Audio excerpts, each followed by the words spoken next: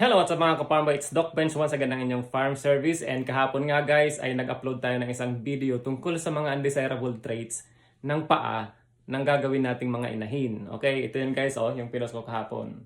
Okay, so marami sa inyo ang nagtatanong kung ano naman daw ba yung mga desirable or yung mga kaaya-aya or mga gandang itsura ng paa ng baboy na pipiliin. Okay, so syempre kapag ka may undesirable guys, meron ding desirable. Okay, so ito yung mga desirable guys. Yan. So i-screenshot nyo na lang para meron kayong kopya. Okay, yung sa taas yung mga nasa front legs, ito naman sa baba yung rear legs or yung nasa hind legs sa likuran.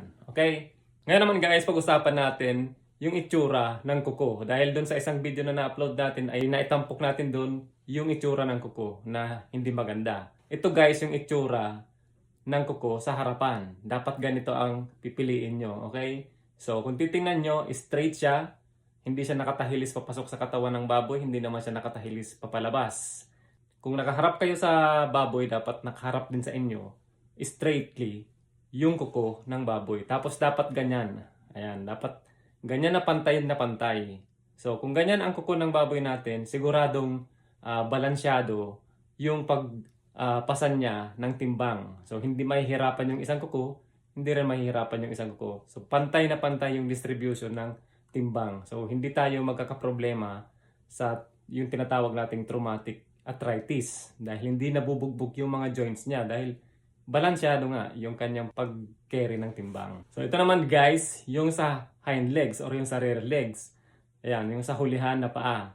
Ganyan naman ang itsura. So halos hindi sila dapat nagkakalayo guys. Yung kuko dapat balance din. Pareho ang size, pareho ang shape.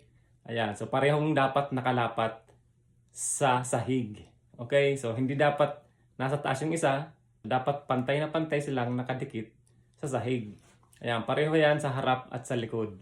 Okay guys, so ito naman, yan guys, yung sa front legs, na kapag nakaharap sa inyo yung baboy, dapat yung dalawang paa ay makikita nyong halos parallel or yung pantay na pantay ang pagkaka-straight niya.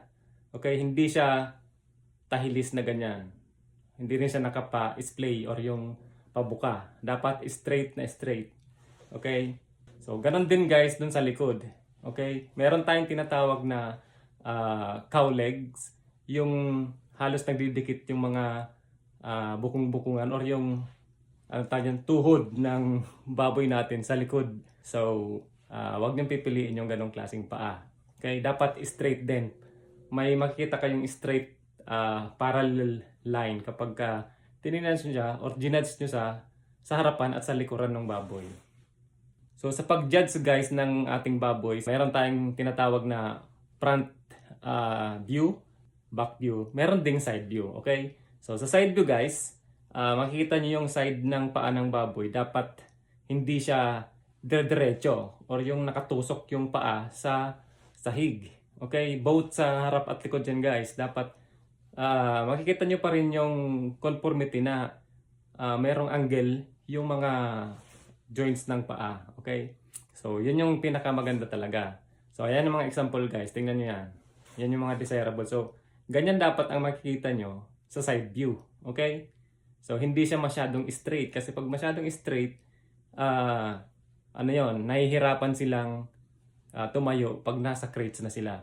So, yan yung minsan tinatamad silang bumangon kasi nahihirapan nga sila. Yung paa nila hindi nila hakbang or hindi nila buwelo na ihakbang sa sahig. Kasi nga super straight. Okay? So yan lang guys ang ating kaunting discussion tungkol dyan sa pag-judge ng legs ng ating mga baboy. Marami pa tayong pwedeng i-discuss dyan guys. Kaya someday gagawa tayo ng isang mas comprehensive na discussion about sa selection ng ating mga dumalaga or mga gills. Okay? I see you on the next one mga ka-farm boy. Bye! Thank you for watching.